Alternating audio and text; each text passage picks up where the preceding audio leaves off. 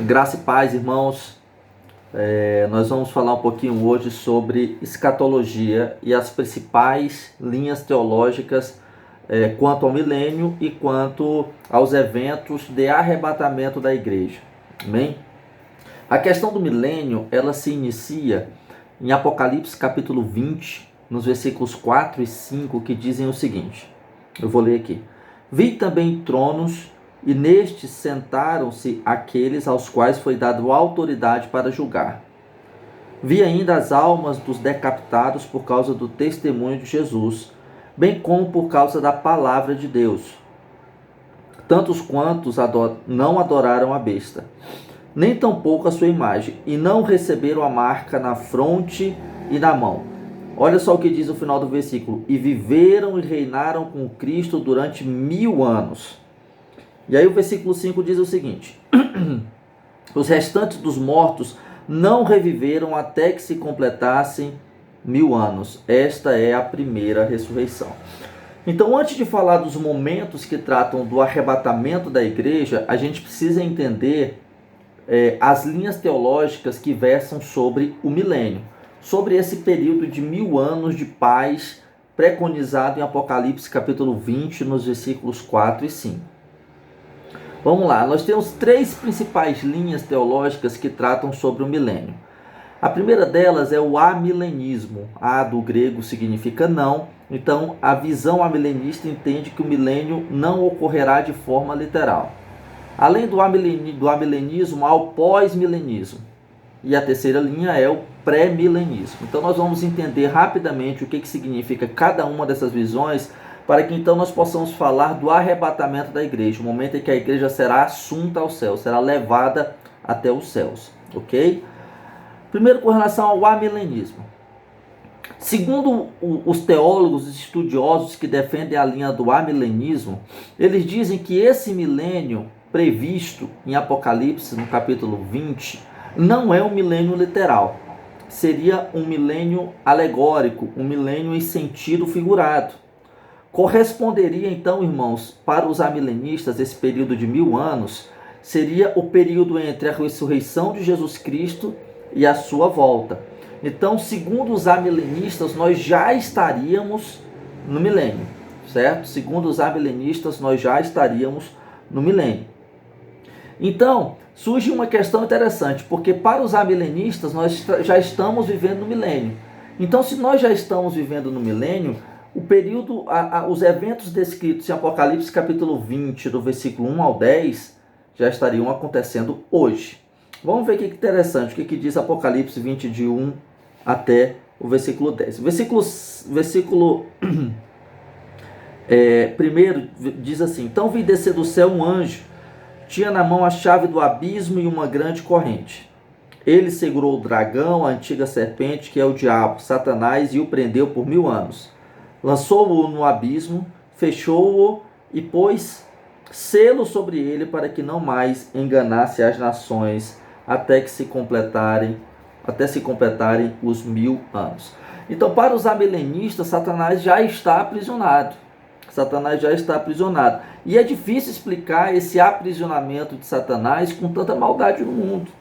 Não é verdade? Com tantas coisas acontecendo, mas para os amilenistas, Apocalipse capítulo 20, do versículo 1 ao 10, está ocorrendo hoje, já que os 1000 anos são 1000 anos alegóricos em sentido figurado, correspondentes ao período entre a ressurreição de Jesus Cristo e a sua segunda vinda. Para os amilenistas, irmãos, o reino de Cristo não é um reino físico, mas um reino espiritual. Então, esse reino previsto em Apocalipse capítulo 20, versículos 4 e 5, não seria para os amilenistas um reino físico, mas sim um reino espiritual, certo? E quem estaria reinando? Os crentes que já morreram e já estariam reinando com Jesus nos céus. Então, esses seriam os que estariam reinando com Jesus. Veja que interessante. Para os amilenistas, quando Jesus voltar, haverá ressurreição tanto dos crentes quanto dos incrédulos. É que o livro de Apocalipse, irmãos, ele trata de 2 ressurreições. Ele primeiro fala da primeira ressurreição, prevista aqui em Apocalipse capítulo 20, versículo 5, né? E essa primeira ressurreição seria a ressurreição dos crentes. Seria, a partir de uma leitura literal do livro de Apocalipse, os crentes que morreram com Cristo, ressuscitariam para o quê? Para viver 1000 anos com Jesus, reinando em paz sobre a terra. Após esses 1000 anos, Satanás seria solto, haveria o Armagedon, a última batalha, Satanás seria derrotado, e então os incrédulos seriam ressurretos para o quê? Para serem julgados. E isso a Bíblia chama de segunda ressurreição, certo? Só que para os amilenistas, tanto a primeira ressurreição quanto a segunda ressurreição aconteceriam de forma simultânea, já que nós já estaríamos no milênio. Então, na verdade, para eles, essa primeira ressurreição aqui, descrita em Apocalipse capítulo 20, só aconteceria ao final, junto com a segunda ressurreição, visto que para eles esse milênio é um milênio alegórico e que esse reinar com Cristo seria no mundo espiritual. É uma visão mais comum, irmãos, dentre alguns presbiterianos, né? Tanto o pós-milenismo como o amilenismo são mais comuns para os irmãos presbiterianos. Irmão Hélio, quais são os teólogos, então, que defendem esse tipo de visão? Teólogos muito bons, viu, irmãos? Um deles é o próprio Berkhof, Luiz Berkhof, que tem um livro de teologia sistemática muito bom. Ele é um amilenista declarado, certo? O segundo deles é, por exemplo, o Jay Adams. Jay Adams é considerado um expoente no tema aconselhamento cristão. Jay Adams é considerado um expoente conservador e com a doutrina ortodoxa quando o assunto é aconselhamento cristão. Então, por que é importante nós entendermos, então, irmãos, qual é a visão escatológica desses professores, desses teólogos? É para que nós possamos entender a visão de mundo deles, né? Então, se eu sou um amilenista, para mim, o evangelho vai poder o quê? Satanás está preso, o seu poder está limitado, mitigado, ele não tem tanta influência sobre o mundo, né? E nós pregaríamos o evangelho, então, de forma mais fácil, certo? Então, nós entendemos até as estratégias de evangelicalismo, né? Ou evangelismo de alguns desses expoentes a partir da visão escatológica deles. Ok? Então, esse é o amilenismo. Eu vou tratar agora sobre o pós-milenismo, tá? O pós significa depois, né? Então, segundo o pós-milenismo, Jesus voltaria após o milênio. Então haveria o período de 1000 anos, certo? E Jesus voltaria depois desse milênio. Mas será que para os pós-milenistas, esses 1000 anos seria um período de paz? Sim. Para os pós-milenistas, irmãos, esses 1000 anos, né, o evangelho ele seria pregado de tal forma e com tal efetividade que expoentes na sociedade seriam alcançados, a maioria da população mundial se converteria a Cristo e isso levaria de forma gradativa e constante a um período de paz, já que o mundo inteiro se converteria ao Senhor Jesus Cristo. E após esse período de paz, Jesus voltaria. Então, para o pós-milenista, Jesus não viria, certo, fisicamente para instaurar o milênio. Ele viria sim após o milênio. Milênio esse que seria caracterizado por uma paz em virtude da pregação do evangelho, né? Ele é extremamente otimista, irmãos, com relação à pregação do evangelho, né? E tende a aumentar a crença pós-milenista em períodos de avivamento. Então, quando avivamentos acontecem na igreja e missionários são levantados por Deus e o evangelho começa a ser pregado, aumenta-se ali uma crença no pós-milenismo.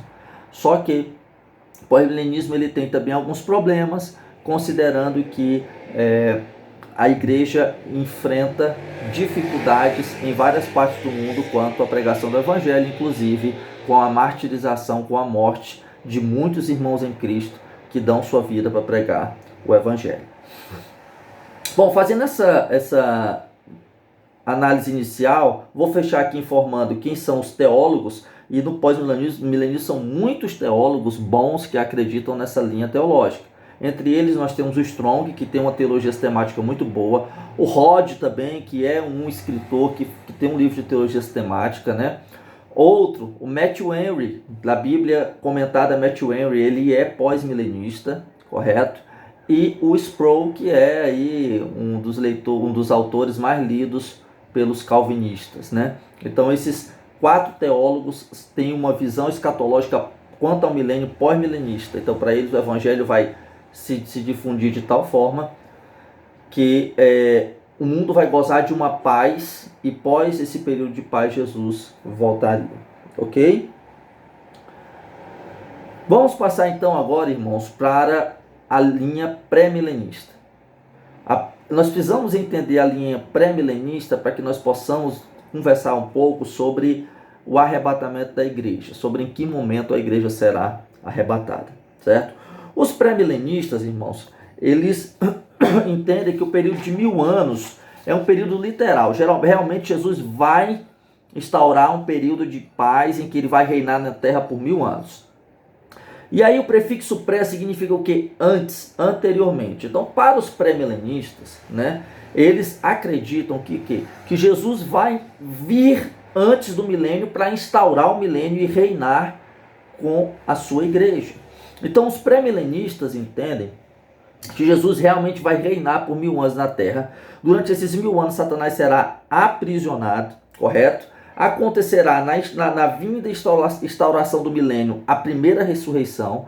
Essa primeira ressurreição será a ressurreição dos crentes, daqueles que morrerão em Cristo Jesus.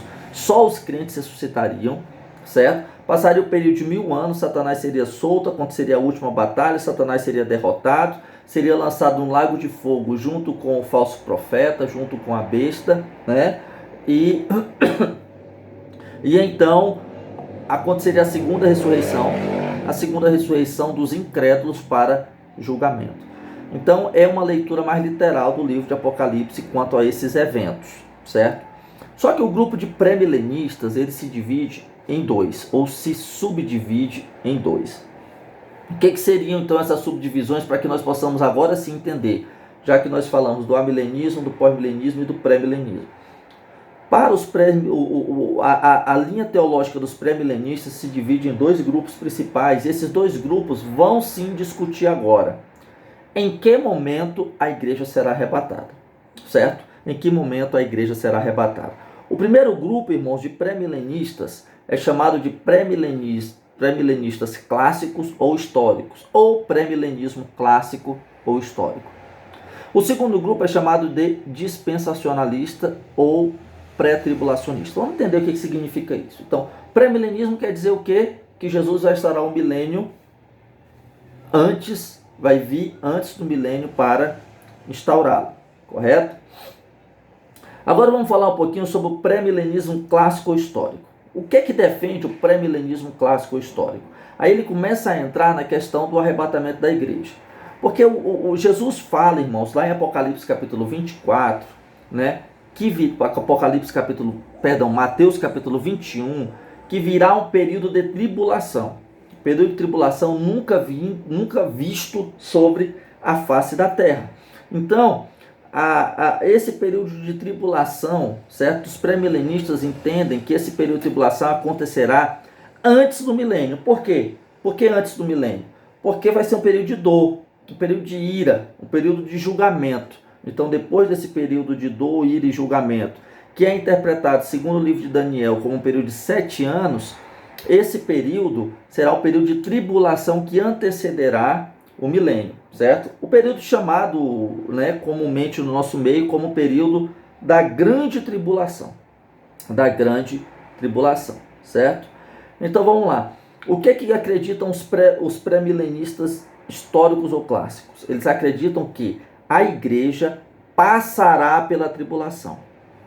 Então eles acreditam que a igreja passará pela tribulação. A igreja não será arrebatada antes da tribulação. Essa é a visão do pré-milenismo clássico ou histórico. Por que ele é chamado, irmãos, de pré-milenismo clássico ou histórico? Porque essa foi a visão da igreja primitiva e dos pais da igreja. Os pais da igreja acreditaram, a igreja acreditou, até o século XIX, que a igreja sim passaria, que ela sim passaria pela grande tribulação e que não seria poupada da tribulação. Então, em que momento aconteceria o arrebatamento para os pré-milenistas históricos ou clássicos? Ele aconteceria em um momento simultâneo à descida de Cristo. Então, explicando, seria o seguinte: a igreja seria arrebatada, certo? Se encontraria com Cristo nos ares, os irmãos salvos se encontrariam com Cristo nos ares e já desceria com ele para reinar, para instaurar o período de 1000 anos, o milênio. Então, para os pré-milenistas históricos, a igreja seria arrebatada após os 7 anos de tribulação. Após os 7 anos de tribulação, certo? Se encontraria com seu Senhor nos ares e desceria com ele para implantar o milênio, o período de 1000 anos. Né? Um dos argumentos a favor, irmãos, do pré-milenismo clássico, ou histórico, perdão, é que a igreja nunca foi poupada de perseguição. Pelo contrário, a igreja deu testemunho de Cristo dentro da tribulação, dentro das perseguições, dentro das dificuldades em toda a história da igreja. A igreja nunca foi poupada de perseguição, nunca foi poupada. Além disso, um argumento muito forte também é que os pais da igreja sempre acreditaram dessa forma. Os primeiros crentes, né? Papias, discípulo direto de João, diz que João, André, Pedro, né? O próprio Papias, Policarpo, todos esses irmãos da igreja primitiva, Irineu, eles acreditavam que a igreja passaria pelo período de tribulação. Ok? Mas há também, irmãos, um argumento bíblico muito forte, diga-se de passagem. Vou ler com vocês aqui. Lá em Mateus capítulo 21, Mateus capítulo 24, irmãos, perdão. Mateus capítulo 24, versículo 21, a palavra de Deus diz assim: quando Jesus fala da grande tribulação, Jesus começa a falar da grande tribulação em Mateus 24, 15. No verso 21, Jesus diz o seguinte: porque nesse tempo, ou seja, no tempo da grande tribulação, haverá grande tribulação, como desde o princípio do mundo até agora não tem havido, e nem haverá jamais. Ou seja, Jesus está falando, prevendo, profetizando a grande tribulação. Verso 22 diz: não tivessem aqueles dias sido abreviados, ninguém seria salvo, mas por causa dos escolhidos, tais dias serão abreviados. Agora veja o que Jesus vai dizer no verso 29 do mesmo capítulo. Logo em seguida a tribulação. Então o texto deixa claro que o que vai acontecer agora do versículo 29 em diante aconteceu após a tribulação. Após a tribulação, certo? Diz assim, ó: logo em seguida a tribulação daqueles dias, o sol escurecerá, a lua não dará sua claridade, as estrelas cairão do firmamento e os poderes dos céus serão abalados. Verso 30. Então, após a tribulação, aparecerá no céu o sinal do Filho do Homem. Todos os povos da terra se lamentarão e verão o Filho do Homem vindo sobre as nuvens do céu, com poder e muita glória. Então o que o texto está dizendo? Que após a tribulação, Jesus vai vir para a terra, vai descer sobre a terra. Aí você pode dizer: mas irmão Hélio, aqui não está dizendo que a igreja vai passar pela tribulação. Aí, irmão, nós precisamos ler o texto paralelo a esse texto de Mateus, que os pré-milenistas históricos defendem, que está lá em Lucas capítulo 21, no versículo 25, falando da mesmo evento, a descida do Filho do Homem, certo? Lucas traz um detalhe interessante que não é dito em Mateus. Ele diz assim, ó, verso 25: haverá sinais no sol, na lua e nas estrelas, paralelo ao que Mateus disse. Sobre a terra, angústia entre as nações em perplexidade por causa do bramido do mar e das ondas. Haverá homens que desmaiarão de terror e pela expectativa das coisas que sobrevirão ao mundo, pois os poderes do céu serão abalados. Então virá o Filho do Homem vindo numa nuvem com poder e grande glória, exatamente como diz em Mateus 24:30. Agora, o que Lucas diz no versículo seguinte? Ele diz o seguinte: ora, Lucas 21:28, ao começarem estas coisas a suceder, olha, irmãos, o que Lucas diz: exultai e erguei a vossa cabeça, olhai para cima, porque a vossa redenção se aproxima. Então isso aqui é um argumento muito interessante, no sentido de que após a tribulação, porque Mateus 24, 29 e 30, Jesus está dizendo que logo em seguida da tribulação ele descerá. Então após a tribulação, Lucas nos diz que nós ergueremos a cabeça aos céus, nos alegraremos porque a nossa redenção está chegando. Ou seja, a igreja estaria aqui durante a tribulação, certo? E se alegraria com a descida de Cristo, já que a sua redenção viria com a volta do Senhor Jesus. Essa é a visão, de forma bem em apertadas linhas, né? A visão do pré-milenismo clássico ou pré-milenismo histórico. Mas nós temos ainda, irmãos, o pré-milenismo pré-tribulacionista ou dispensacionalista. O dispensacionalismo, ele divide a história da igreja em dispensações. Então você tem a dispensação da inocência no período de Adão, a dispensação da consciência depois que Adão tem consciência da sua queda, tem a dispensação do governo humano, né, ali com Noé, com Abraão, tem a dispensação da lei, né, a dispensação da lei, ou seja, a dispensação que é inaugurada com Moisés. Tem a dispensação da graça, que seria a dispensação que nós estamos com o advento do Espírito, da descida do Espírito Santo, e teria ali o milênio, certo? E a redenção final. Então, para os dispensacionalistas, irmãos, para os dispensacionalistas, o que acontece? A igreja seria arrebatada antes da tribulação. Essa é uma visão muito forte nas Assembleias de Deus. Deixa eu só falar um pouquinho sobre os teólogos que defendem o pré-tribulacionismo clássico. São vários, né? Você tem o próprio Russell Shedd, você tem o Wayne Grudem, né? Que é um teólogo batista muito renomado. Então, muitos deles defendem a visão do pré-milenismo clássico histórico. O pré-milenismo dispensacionalista, ele diz o quê? Que a igreja seria arrebatada antes da tribulação. E aí nós precisamos dividir essa ideia em duas partes. E tem aqueles que acreditam que começou a tribulação, a igreja seria arrebatada, e tem aqueles que acreditam que a igreja seria arrebatada no meio da tribulação. Já que esses 7 anos de tribulação seriam compostos por 3 anos e meio de paz, falsa paz, e 3 anos e meio de perseguição. Então os mesotribulacionistas, assim chamados, porque meso, meio, tribulacionista, tribulação, acredito que a igreja pacificaria na terra por 3 anos e meio e depois dos 3 anos e meio seria arrebatada para não passar pelo sofrimento. De toda forma, os pré-tribulacionistas, o que eles acreditam? Que a igreja vai ser arrebatada antes do sofrimento, seja no início da tribulação, seja no meio da tribulação. Mas qual foi a origem, então, irmãos, do pré-tribulacionismo ou do dispensacionalismo? A origem dele se deu no final do século XIX, com uma profecia de uma jovem adolescente em uma igreja na Inglaterra. Depois que ela profetizou essa visão de que a igreja seria arrebatada antes da tribulação, a visão da profecia dela se tornou realmente muito popular, tanto no Reino Unido quanto nos Estados Unidos, certo? Essa linha teológica, irmãos, ela crê em 2 voltas de Cristo. Então, os pré-tribulacionistas, aqueles que acreditam que Jesus arrebatará a igreja antes da tribulação, eles acreditam em 2 voltas de Cristo, certo? A primeira volta de Cristo seria uma volta secreta para buscar a igreja. Então seria uma volta do arrebatamento. Jesus viria de forma invisível, arrebataria a igreja, passaria o período de tribulação, depois ele viria de forma visível, ou a parousia, como se fala no grego, e de forma visível ele implantaria o milênio com aqueles que foram outrora arrebatados. Então seriam duas vindas de Cristo.